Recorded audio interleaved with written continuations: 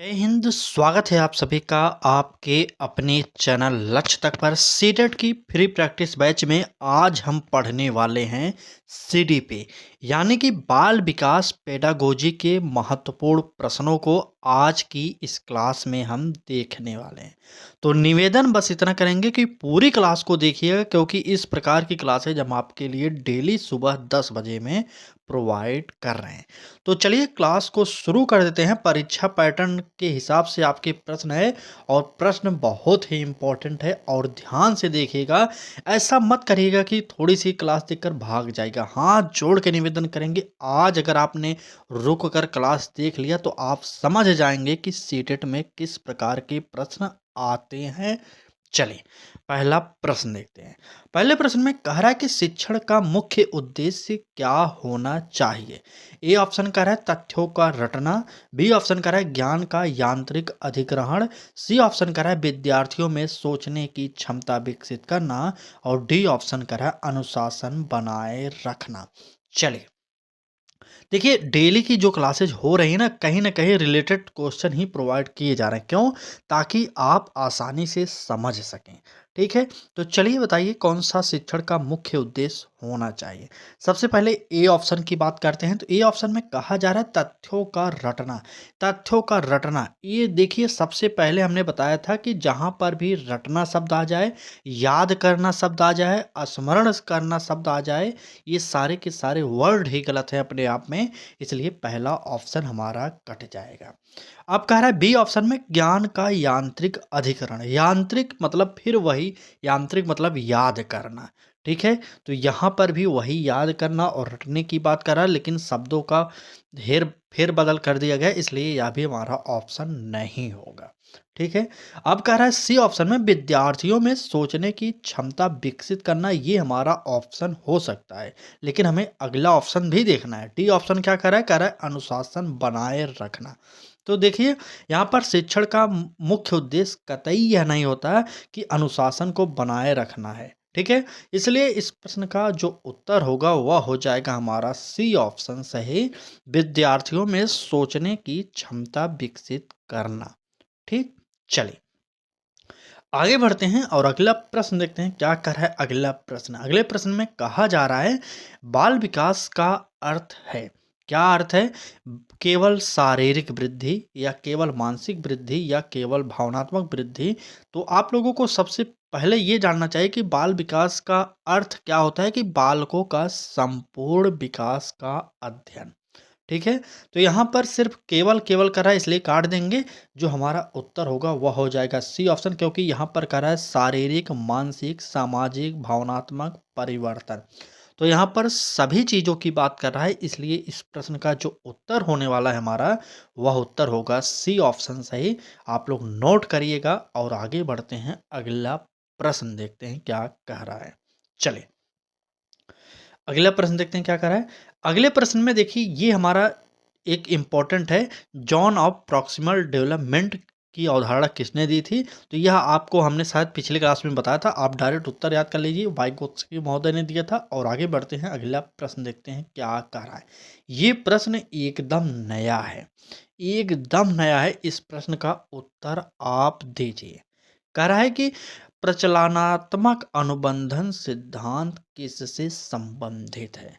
A option कर रहा है पावलोव से, बी ऑप्शन कर रहा है स्किनर से, सी ऑप्शन कर रहा है पियाजे से और डी ऑप्शन कर रहा है थॉर्नडाइक से। तो जल्दी से बता दीजिए कौन सा उत्तर हमारा यहाँ पर सही होगा। चलिए जल्दी बताइए कि प्रचलनात्मक अनुबंधन सिद्धांत किसने दिया था। तो बात करें इस सिद्धांत की, तो इस सिद्धांत के जन्मदाता कहे जाते हैं स्किनर। आप लोग बी ऑप्शन को नोट कर लीजिए और फटाक से आगे बढ़िए, क्योंकि कम समय में हमें अधिक से अधिक प्रश्नों को पढ़ना है। ठीक है, निवेदन बस इतना करेंगे, क्लास अच्छी लग रही है तो जुड़ जाइए हमारे साथ, क्योंकि खुद सीटेट पास हूँ तब आपको करा रहा हूँ। ठीक है, तो चलिए क्लास को आगे बढ़ाते हैं। हमने सीडीपी जैसे सब्जेक्ट में 30 नंबर पाया है। किसी क्लास में हम अपनी मार्कशीट को दिखाएंगे, तो जुड़ जाइए। काफ़ी लोग कमेंट कर रहे हैं कि मार्कशीट दिखाइए मार्कशीट, तो हम आपके सामने बहुत जल्द अपनी मार्कशीट रिलीज कर देंगे। ठीक है, इस प्रकार की किसी भी क्लास में हम अपनी मार्कशीट दिखा देंगे ताकि आप देख जाएं। अंक को। ठीक है, चलिए आगे बढ़ते हैं, अगला प्रश्न देखते हैं क्या कह रहा है। अगले प्रश्न में कहा जा रहा है कि सीखने की प्रक्रिया सबसे अधिक प्रभावी होती है जब, कब होती है? ए ऑप्शन कर रहा है शिक्षक बोलता है और विद्यार्थी सुनते हैं। बी ऑप्शन कर रहा है विद्यार्थी सक्रिय भागीदारी करते हैं। सी ऑप्शन कर रहा है केवल गृह कार्य दिया जाए। और डी ऑप्शन कर रहा है अनुशासन सख्त हो। चलिए अब आप लोग जल्दी से बता दीजिए कि सीखने की प्रक्रिया सबसे अधिक प्रभावी कब होगी। चलिए बताइए। देखिए ए ऑप्शन कह रहा है कि शिक्षक बोलता है और विद्यार्थी सुनते हैं, तो ये हमारा गलत हो जाएगा। ये तो हमेशा की परंपरा रही है कि क्लास में सिर्फ टीचर बोलते हैं, बच्चे सुनते हैं। तो यहाँ पर सीखने की प्रक्रिया कभी भी प्रभावी नहीं हो सकती, क्योंकि जब वहाँ पर छात्र सुनेगा ही सिर्फ, तो वह कैसी प्रभावी शिक्षण होगी, आप खुद बताइए। ठीक है, इसलिए हमारा ए ऑप्शन कट जाएगा। बी ऑप्शन कह रहा है कि सक्रिय भागीदारी विद्यार्थी जब करते हैं, तो ये हमारा ऑप्शन सही हो सकता है, लेकिन हमें और ऑप्शनों को देखना पड़ेगा। सी ऑप्शन कह रहा है केवल गृहकार दिए जाए। जहां पर केवल गृहकार की बात कर रहा है, वह ऑप्शन हमारा कभी भी सही नहीं होगा, इसलिए इस ऑप्शन को भी हमें काटना पड़ेगा। ठीक है, और डी ऑप्शन कह रहा है अनुशासन सख्त हो, तो यहाँ पर पहले ही गलत हो जाएगा। तो चलिए इस प्रश्न का उत्तर नोट कर लीजिए, बी ऑप्शन, क्योंकि यह कह रहा है कि विद्यार्थी सक्रिय भागीदारी करते हैं। ठीक है, सीखने की प्रक्रिया सबसे अधिक प्रभावित तभी होगी जब बालक अपने मन से किसी भी कार्य को करे और सीखे।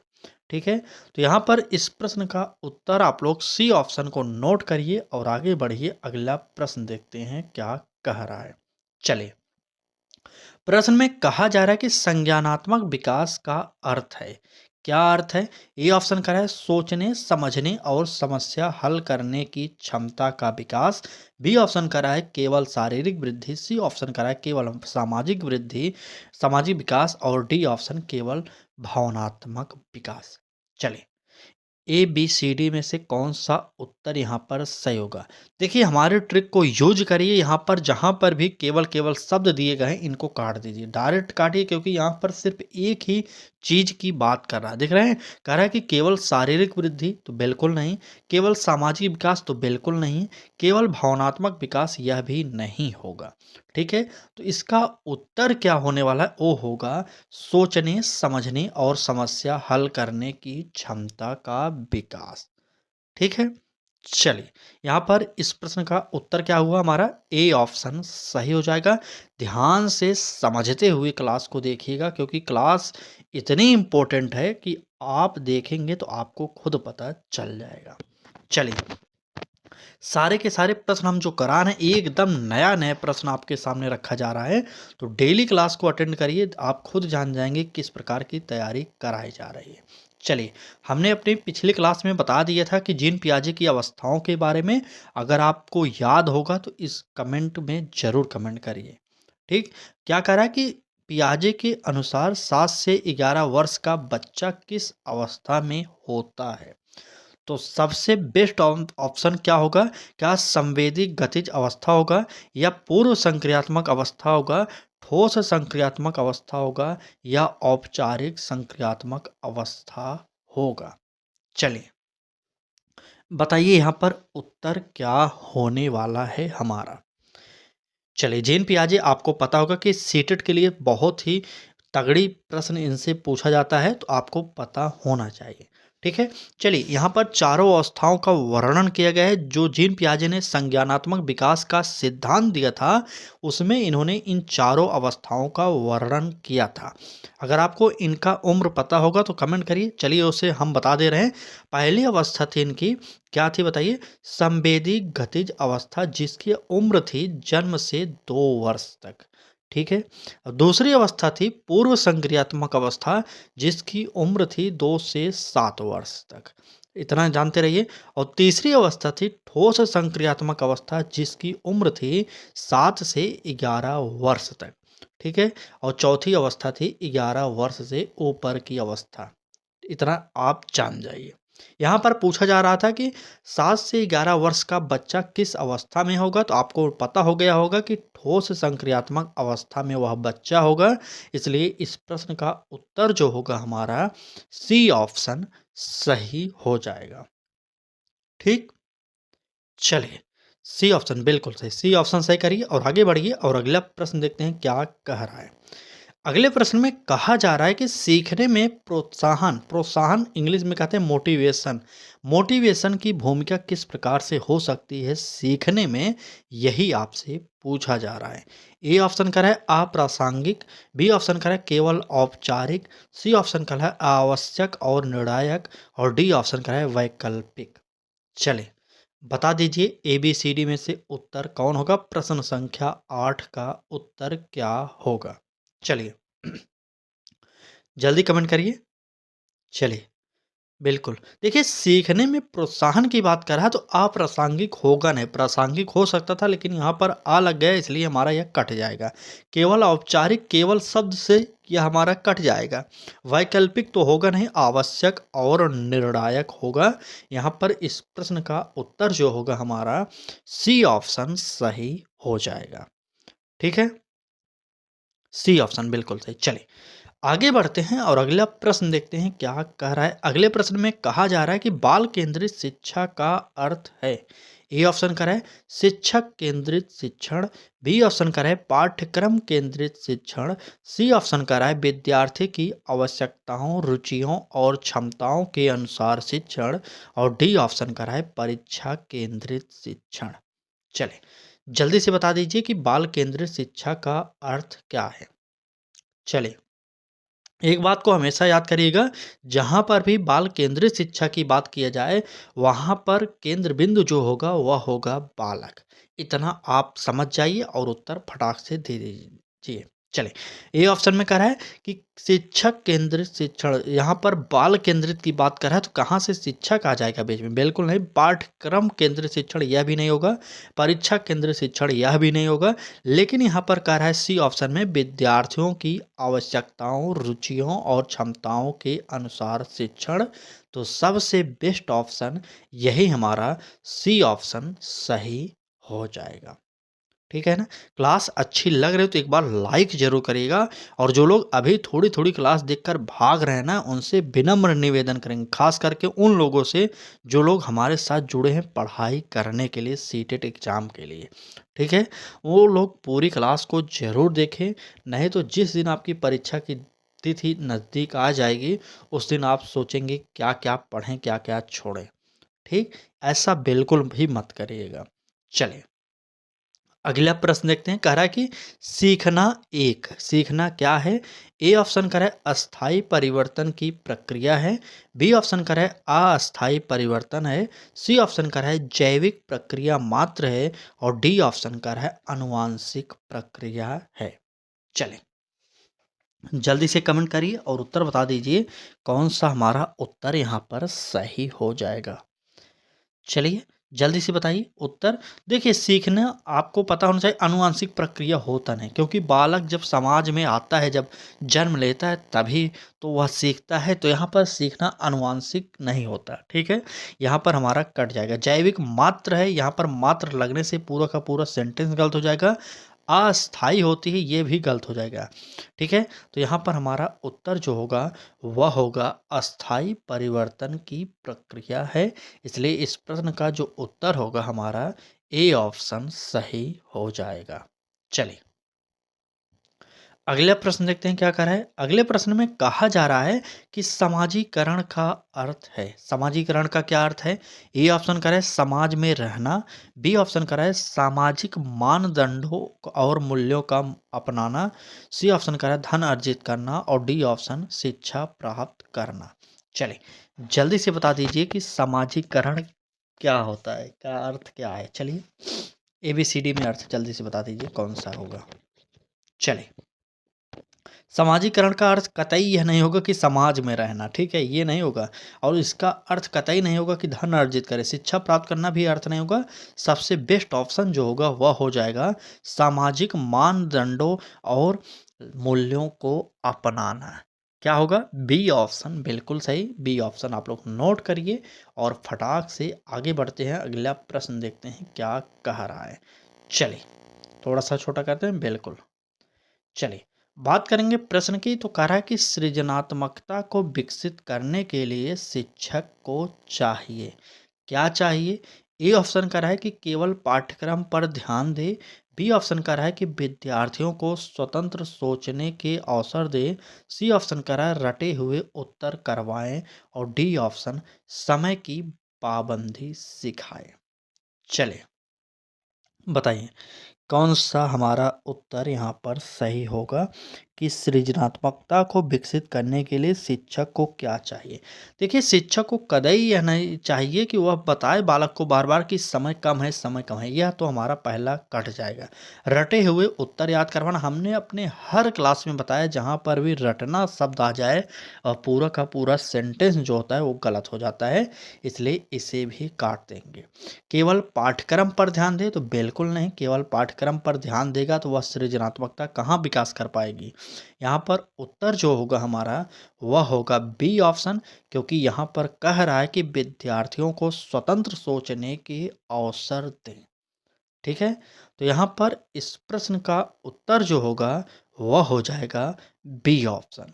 चलिए आगे बढ़ते हैं, अगला प्रश्न देखते हैं क्या कह रहा है। अगले प्रश्न में कहा जा रहा है स्वप्रेरणा, क्या है? स्वप्रेरणा का उदाहरण कौन सा है? ए ऑप्शन का है इनाम पाने के लिए पढ़ना, बी ऑप्शन का है परीक्षा में प्रथम आने के लिए पढ़ना, सी ऑप्शन का है ज्ञान प्राप्ति के आनंद के लिए पढ़ना, सी और डी ऑप्शन सजा से बचने के लिए पढ़ना। चलिए बताइए ए बी सी डी में से कौन सा उत्तर सही? प्रश्न संख्या 13 का उत्तर जल्दी से बता दीजिए। स्वप्रेरणा, देखिए स्वप्रेरणा अगर आ गई तो वहाँ पर इनाम पाने से कोई मतलब नहीं। अगर आपके अंदर मोटिवेशन है कि हमें पढ़ना है तो ये आपको पढ़ना है, मोटिवेशन वहाँ पर कोई रोल अदा नहीं करता। ठीक है, परीक्षा में प्रथम आने के लिए पढ़ना ये तो हमारा हो सकता है, लेकिन आगे देखेंगे ज्ञान प्राप्ति के आनंद के लिए पढ़ना, तो यह सबसे बेस्ट ऑप्शन हो जाएगा, क्योंकि आपके अंदर मोटिवेशन है कि आप पढ़ेंगे। तो किस लिए पढ़ेंगे? ज्ञान प्राप्ति के लिए पढ़ेंगे। अगर आपके अंदर मोटिवेशन है तो आपको पढ़ाई जो है वह आनंदित लगेगी। ठीक है, तो यहाँ पर इस प्रश्न का उत्तर जितने भी लोगों ने बी ऑप्शन दिया था उनका कट जाएगा। अब हमारा यहाँ पर सी ऑप्शन सही हो जाएगा। आप लोग नोट करिएगा, इस प्रश्न का उत्तर जो होगा सी ऑप्शन सही हो जाएगा। ठीक है, चलिए एक बार कमेंट करके बता दीजिए क्लास कैसी लग रही है। चलिए कमेंट करिए जल्दी से आप लोग। तब तक हम अगला प्रश्न देखते हैं। प्रश्न में कहा जा रहा है कि अनुकरण द्वारा सीखना किस सिद्धांत से संबंधित है? ए ऑप्शन करें सामाजिक अधिगम सिद्धांत, बी ऑप्शन करें संज्ञानात्मक विकास सिद्धांत, सी ऑप्शन करें व्यवहारवादी सिद्धांत और डी ऑप्शन रचनावादी सिद्धांत। चलिए बताइए अनुकरण द्वारा सीखना क्या होता है? जल्दी से बताइए किस सिद्धांत पर आधारित है? तो प्रश्न संख्या 14 है यहाँ पर, बिल्कुल सही। चलिए कमेंट करिए। देखिए अनुकरण सबसे पहले बालक कहाँ पर करता है, यही एक ट्रिक मान लीजिए कि बालक अनुकरण कहाँ पर करेगा। तो ज़्यादातर बालक अनुकरण अपने समाज में, अपने परिवेश में, अपने घर में ही करता है। तो इसलिए हमारा उत्तर जो होगा यहाँ पर क्या हो जाएगा? सामाजिक अधिगम सिद्धांत, ए ऑप्शन हमारा सही हो जाएगा। ठीक है, चलें फिलहाल आगे बढ़ते हैं और अगला प्रश्न देखते हैं क्या कह रहा है। अगले प्रश्न में कहा जा रहा है कि शिक्षक को कक्षा में किस भूमिका में रहना चाहिए? ए ऑप्शन कर रहा है केवल अनुशासनकर्ता के रूप में, बी ऑप्शन कर रहा है मार्गदर्शक और सहायक के रूप में, और सी ऑप्शन कर रहा है शासक के रूप में, और डी ऑप्शन पर्यवेक्षक के रूप में। चलिए जल्दी से बताइए कि शिक्षक को कक्षा में किस भूमिका में रहना चाहिए? तो आपको पता होना चाहिए कि पर्यवेक्षक के रूप में आप नहीं रहेंगे। क्या आप सिर्फ वहाँ पर देखने गए हैं बच्चों को कि वो पढ़ाई कर रहे हैं कि नहीं? बिल्कुल नहीं, पर्यवेक्षक नहीं होंगे आप। ठीक है, शासक के रूप में क्या आप कहीं पर राज करते हैं जो शासक है? क्या बच्चे आपकी प्रजा में थोड़ी रहते हैं? इसलिए हमारा ये भी कट जाएगा। ठीक है, ये ऑप्शन करें केवल अनुशासनकर्ता के रूप में, तो बिल्कुल नहीं, अनुशासनकर्ता के रूप में आप नहीं रहेंगे। अगर अगर एक शिक्षक है तो वह किस रूप में रहेगा, तो मार्गदर्शक और सहायक के रूप में ही क्लास में रहेगा। ठीक है, तो यहाँ पर इस प्रश्न का उत्तर जो होगा बी ऑप्शन सही हो जाएगा। ठीक, चलिए आगे बढ़ते हैं, अगला प्रश्न देखते हैं। देखिए आराम आराम से पढ़िए, ध्यान से पढ़िए, थोड़ा पढ़िए लेकिन मजबूत पढ़िए। ठीक है, क्योंकि सीटेट की परीक्षा एक ऐसी परीक्षा है जो परीक्षा आपके समझ पर निर्भर रहती है। पूरे के पूरे क्वेश्चन ऐसे होते हैं ना, जो अगर आप थोड़ा भी समझने में इधर उधर किए तो आपका प्रश्न पूरा का पूरा गलत हो जाएगा। इसलिए विनम्र निवेदन हर क्लास में करते हैं, अभी समय है, अभी आप क्लास को मिस मत करिए। सीटेट पास करने के लिए सबसे बेस्ट ऑप्शन होता है कि अधिक से अधिक प्रैक्टिस सेट करिए, क्योंकि थ्योरिकल आप चाहे जितना भी पढ़ लें उससे लाभ नहीं होने वाला सीटेट जैसी परीक्षा में। ठीक है, प्रैक्टिस अधिक से अधिक करना है, इसलिए हमने अपने यूट्यूब चैनल लक्ष्य तक पर सीटेट के लिए फ्री प्रैक्टिस बैच लॉन्च कर दिया है। ठीक है, वहाँ पर एक पैसा नहीं देना, डेली सुबह 10 बजे हमारे चैनल लक्ष्य तक पर विजिट करिए और सीटेट की फ्री क्लासेज जरूर देखिए। चलिए, तो आएंगे हम अपने अगले प्रश्न पर। प्रश्न में कहा जा रहा है, क्या कह रहा है कि बाल मनोविज्ञान का अध्ययन क्यों आवश्यक है। देखिए बाल मनोविज्ञान का अध्ययन इसलिए आवश्यक है क्योंकि हमें बालकों के बारे में जानना है, उनके व्यवहार में, उनके और अदर परिवर्तन जो होते शारीरिक परिवर्तन, इनके बारे में हमें जानना है, इसलिए हमारा बाल मनोविज्ञान आवश्यक हो जाता है। चलिए आते हैं अपने ऑप्शन पे, क्या कह रहा है। ए ऑप्शन कह रहा है विद्यार्थियों पर नियंत्रण के लिए, बी ऑप्शन कह रहा है उनकी आवश्यकताओं और व्यवहार को समझने के लिए, सी ऑप्शन कह रहा है परीक्षा लेने के लिए और डी ऑप्शन अंक देने के लिए। चलिए प्रश्न संख्या 16 का उत्तर आप लोग कमेंट करिए। चलिए, बाल मनोविज्ञान कभी भी अंक देने के लिए नहीं पढ़ी जाती, परीक्षा लेने के लिए भी नहीं पढ़ी जाती, विद्यार्थियों पर नियंत्रण के लिए भी नहीं पढ़ी जाती। ये आप जानते रहिएगा। बाल मनोविज्ञान का जो आवश्यक उद्देश्य होता है वह होता है उनकी आवश्यकताओं, यानी बालक की आवश्यकताओं और बालक के व्यवहार को समझने के लिए ही एक टीचर को बाल मनोविज्ञान का ज्ञान होना चाहिए। ठीक है, तो बाल मनोविज्ञान इसीलिए पढ़ते हैं क्योंकि बालकों की आवश्यकताओं और व्यवहार को समझने में हमें महत्वपूर्ण बातें वहाँ से पता चल जाती हैं। ठीक, चले यहाँ पर इस प्रश्न का उत्तर जो होगा वह हो जाएगा सी ऑप्शन। और आगे बढ़ते हैं, अगला प्रश्न देखते हैं क्या कह रहा है। चले, कह रहा है कि संज्ञानात्मक संघर्ष से क्या तात्पर्य है। कॉग्निटिव कॉन्फ्लिक्ट क्या होता है बताइए, यही आपसे पूछा जा रहा है। ए ऑप्शन कह रहा है भ्रम बढ़ता है, बी ऑप्शन सीखने में बाधा आती है, सी ऑप्शन सीखने में वृद्धि होती है और डी ऑप्शन बच्चे उदास हो जाते हैं। चले बताइए प्रश्न संख्या 17 का उत्तर क्या होगा। देखिए यहाँ पर ए ऑप्शन कह रहा है कि भ्रम बढ़ता है, तो भ्रम बिल्कुल नहीं बढ़ेगा। बी ऑप्शन कह रहा है सीखने में बाधा आती है, तो बिल्कुल नहीं।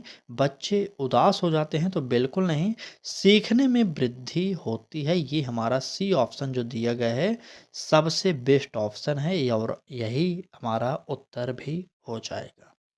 ठीक है, तो इस प्रश्न का उत्तर जो होगा सी ऑप्शन सही होगा। और आगे बढ़ेंगे, अगला प्रश्न देखेंगे क्या कह रहा है। चलिए, प्रश्न में कहा जा रहा है कि कक्षा में धीमी गति से सीखने वाले विद्यार्थियों के साथ शिक्षक को क्या करना चाहिए। ए ऑप्शन करें उन्हें अलग बैठाना चाहिए, बी ऑप्शन करें उनका मजाक उड़ाना चाहिए, सी ऑप्शन करें उन्हें अतिरिक्त सहायता और प्रोत्साहन देना चाहिए और डी ऑप्शन उन्हें नज़रअंदाज करना चाहिए। बताइए कौन सा हमारा उत्तर सही होगा। ये प्रश्न समावेशी शिक्षा का है स्पेशली, तो जल्दी से बता दीजिए क्योंकि आपने बीएड किया होगा तब भी, बीटीसी किया होगा तब भी समावेशी शिक्षा पढ़ा होगा। चलिए बताइए उत्तर क्या होने वाला है, जल्दी से बताइए। समावेशी शिक्षा कहती क्या है कि प्रत्येक बालक विशिष्ट होता है, चाहे उसके अंतर्गत किसी भी बालक में कोई भी क्या कहते हैं विलक्षण योग्यता हो, लेकिन वह विशिष्ट है अपने आप में। ठीक है, तो यहाँ पर एक बालक का वर्णन किया जाता है कि बालक पढ़ने में कमज़ोर है, ठीक है? धीमी गति से सीखता है, तो ऐसा क्या करें कि बालक अच्छा हो जाए? देखिए, समावेशी शिक्षा यह कभी नहीं कहती कि कोई बालक में कोई भी जैसे विलक्षण है, तो वहाँ पर हम उसे अलग बैठा दें क्लास से, तो ऐसा हमारा ऑप्शन गलत हो जाएगा। और बालक किसी भी गलती को करे, लेकिन आप वहाँ पर मज़ाक नहीं उड़ा सकते। और किसी भी बालक को अगर आप टीचर हैं, तो आप उसे नज़रअंदाज भी नहीं कर सकते। तो यहाँ पर देखिए किस प्रकार से एकदम सिंपल तरीके से 3 ऑप्शन काट दिया गया है, ठीक है? तो यहाँ पर इस प्रश्न का जो उत्तर होगा, वह होगा हमारा सी ऑप्शन, उन्हें अतिरिक्त सहायता और प्रोत्साहन देना चाहिए, जिसके द्वारा बालक आसानी से उन सभी बच्चों की कैटेगरी में जल्दी से जल्दी शामिल हो जाए, ठीक? चलिए, अगला प्रश्न देखते हैं क्या कह रहा है? अगले प्रश्न में कहा जा रहा है कि रचनावादी दृष्टिकोण में सीखना माना जाता है। क्या माना जाता है? ए ऑप्शन कह रहा है कि जानकारी का हस्तांतरण, बी ऑप्शन कह रहा है निष्क्रिय ग्रहण, सी ऑप्शन कह रहा है अर्थ निर्माण की सक्रिय प्रक्रिया और डी ऑप्शन शिक्षक की एक तरफा गतिविधि। चलिए, कमेंट करिए और बताइए उत्तर। चलिए जल्दी बताइए। ए बी सी डी में से उत्तर क्या होगा? रचनावादी दृष्टिकोण। प्रश्न संख्या 19 का हमारा जो उत्तर होगा, जानकारी का हस्तांतरण नहीं होगा। जितने भी लोग ए कमेंट कर रहे थे, इनका गलत हो जाएगा। निष्क्रिय ग्रहण तो होगा नहीं, हमारा उत्तर जो होगा वह होगा अर्थ निर्माण की सक्रिय प्रक्रिया। ठीक है, तो यहाँ पर डी ऑप्शन क्यों कटा? कह रहा है कि शिक्षक की एक तरफा गतिविधि, अगर शिक्षक ही एक तरफा गतिविधि करेगा, तो वहाँ पर रचनावादी दृष्टिकोण कहाँ से विकसित हो पाएगा। ठीक है, तो इसलिए इस प्रश्न का उत्तर आप लोग क्या ए नहीं सी, बिल्कुल सही सी लगाइए, हमारा सी ऑप्शन सही होगा यहाँ पर। ठीक, चलिए आगे बढ़ते हैं और अगला प्रश्न देखते हैं। और क्लास समाप्त होने के बाद एक कमेंट जरूर करिएगा कि प्रश्न कैसे लगे आपको। ठीक है, चलिए क्या इससे और थोड़ा सा हार्ड किया जाए? आप लोग कमेंट करके जरूर बताइएगा क्या हार्ड होना चाहिए क्लास, की इसी लेवल पर चलना चलना चाहिए। ठीक है, चलिए अगले प्रश्न में कहा जा रहा है कि बाल्यावस्था को विकास की दृष्टि से किस रूप में जाना जाता है? ए ऑप्शन कह रहा है धीमी वृद्धि का काल, बी ऑप्शन कह रहा है तीव्र विकास का काल, सी ऑप्शन स्थिरता का काल और डी ऑप्शन ह्रास का काल। चलिए बताइए, बाल्यावस्था को विकास की दृष्टि से किस रूप में जाना जाता है? तो आप सभी को पता होगा कि बाल्यावस्था को विकास की दृष्टि के रूप में कैसे जाना जाता है? तो तीव्र विकास का काल कहा जाता है। और इस प्रश्न का उत्तर जो होगा हमारा बी ऑप्शन हमारा सही हो जाएगा। ठीक है, क्या होगा? बिल्कुल सही, बी ऑप्शन सही हो जाएगा। चलिए, आज की क्लास में बस इतने ही प्रश्न थे। क्लास कैसी लगी ये कमेंट करके आप ज़रूर बताइएगा। क्लास अच्छी लगी तो लाइक करिएगा, चैनल पर पहली बार आए तो सब्सक्राइब करके बेल आइकन को भी ऑन करिएगा, क्योंकि इस बार आपको यूपी टेट, सी टेट सभी टीचिंग एग्ज़ाम्स की इस साल हम आपको फ्री प्रैक्टिस बैच प्रोवाइड कर रहे हैं 2026 में। ठीक है, तो चलिए क्लास कैसी लगी ये कमेंट करके आप ज़रूर बताइएगा। डेली जुड़िए और डेली क्लासेस अटेंड करिए। बाकी क्लास अच्छी लगे तो लाइक करिएगा, चैनल पर पहली बार आए तो सब्सक्राइब करके बेल आइकन को भी ऑन कर लीजिएगा। ठीक, चलिए आज की क्लास में बस इतना ही। धन्यवाद।